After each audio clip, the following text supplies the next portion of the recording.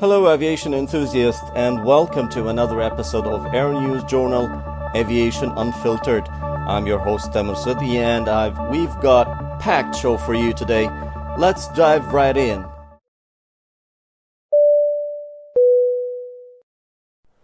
First up, Boeing CEO Kelly Ortberg is pushing for a renewed focus on rebuilding the company amidst ongoing strikes and financial pressure. With 33,000 workers on strike, production has hit significant snags, adding to Boeing's existing financial strains. Ortberg highlights the need for a cultural transformation and rebuilding trust with employees, customers, and regulators. His vision of streamlined operations and a sharpened focus on Boeing's core strengths, like commercial aircraft production and defense, forms the core of his strategy. The cultural transformation at Boeing is not just about immediate fixes, it's about laying a new foundation for the future. The strikes have highlighted deep-seated issues within the company, including strained labor relations and operational insufficiencies. Ortberg's approach includes more than just negotiating terms with the strikes workers. He envisions a broader overhaul of company policies, a more transparent communication strategy, and enhanced worker benefits to restore faith and morale within the workforce. Externally, Boeing needs to reassure the customers and regulators bodies that it can meet its commitments despite these challenges. The recent production setbacks have caused delays in deliveries schedules, which in return affect airlines and passengers worldwide. By focusing on its core competences, such as commercial aircraft and defense, Boeing aims to streamline its operations and drive efficiency. It's a complex task, balanced short-term crisis management with a long-term strategic planning, but Ortberg's commitment to navigating his turbulent period is clear.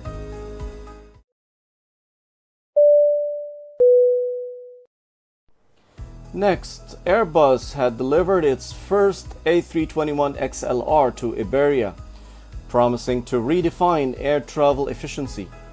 The A321XLR, with its extended range and reduced fuel consumption, aims to open new long-haul routes for airlines while cutting down on emissions. This milestone delivery marks a significant leap forward in sustainable aviation. The A321XLR is not just an evolution of the Airbus fleet, it's a game changer in the industry. Its extended range of up to 4,700 nautical miles allows airlines to operate long-haul flights with a single-aisle aircraft, which is more fuel efficient and cost-effective than longer wide-body jets. For airlines like Iberia, this means the ability to offer non-stop flights to destinations that were previously out of reach without the need for a larger, less efficient aircrafts. This delivery also represents a shift in how airlines can manage their fleet and route planning. The A321XLR's efficiency opens new opportunities for point-to-point travel, reducing the need for connecting flights and offering passengers more convenient travel options. Additionally, its advanced aerodynamics and new generation engines contribute to a significant reduction in fuel burn and CO2 emissions, aligning with the global efforts to combat climate change. As the first airline to receive the A321XLR, Iberia is poised to set new standards in the operational efficiency and passenger experience. This aircraft will enable Iberia to extend its network, attract new customers, and offer enhanced service. All while maintaining a focus on sustainability.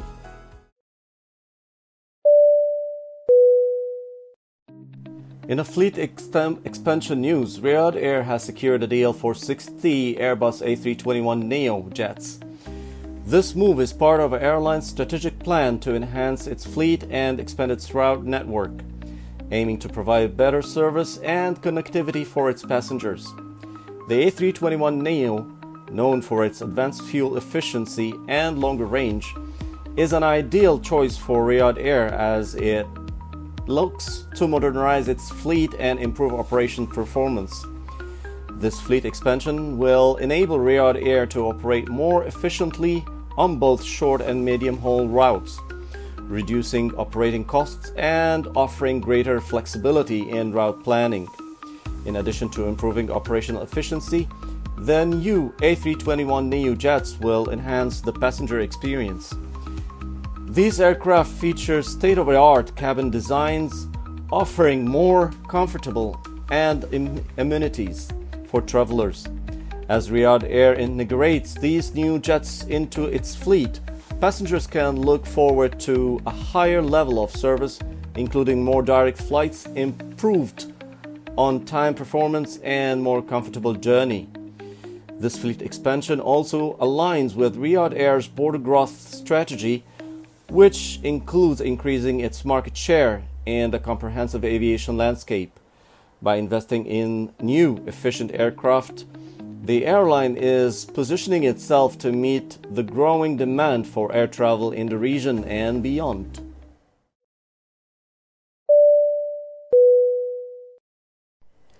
Air Canada is expanding its routes to China following the lifting of flight restrictions by Canada. This expansion is expected to boost connectivity between the two countries, catering to growing demand for travel and trade. This expansion marks a significant milestone in the post-pandemic recovery of international air travel. As Canada lifts flight restrictions, Air Canada is seizing the opportunity to re-establish and expand its presence in the Chinese market. The new routes will include direct flights to key cities in China, providing more options for both business and leisure travelers. For business sector, this expanded connectivity will facilitate trade and investment between Canada and China, strengthening economic ties and opening new opportunities for companies in both countries. For tourists, the new routes offer more convenient travel options, making it easier to explore culture, historical, and natural attractions. Air Canada's decision to expand its China routes also reflects its commitment to adapt to changing market dynamics and passenger needs. By offering more direct flights, the airline aims to provide more seamless travel experience, reducing travel time and enhancing convenience for its passengers.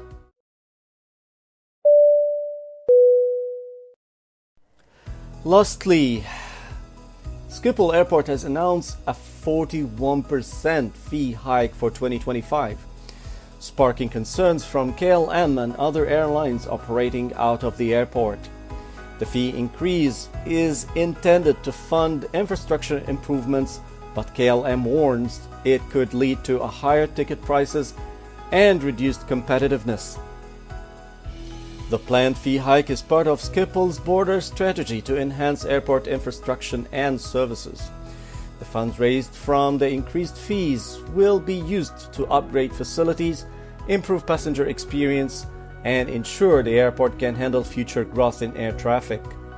However, airlines like KLM argue that such a significant fee increase could have adverse effects on the industry.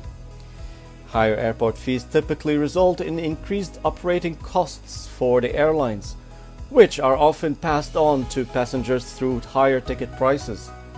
This could make air travel less affordable and potentially reduce passenger numbers. For airlines competing in a highly price-sensitive market, the fee hike possesses a challenge to maintaining profitability and competitiveness. KLM's concern highlight the delicate balance airports must strike between funding necessary improvements and maintaining cost competitiveness. As Schiphol moves forward with its plans, it will be important to consider the impact on both airlines and passengers, and to find ways to mitigate any negative effects. That wraps up today's episode of Aero-News Journal, Aviation Unfiltered. Thanks for tuning in. Be sure to subscribe and share our podcast with fellow aviation enthusiasts. Until next time, keep your eyes on the skies and stay informed. I'm your host, Tamer Suddy, signing off.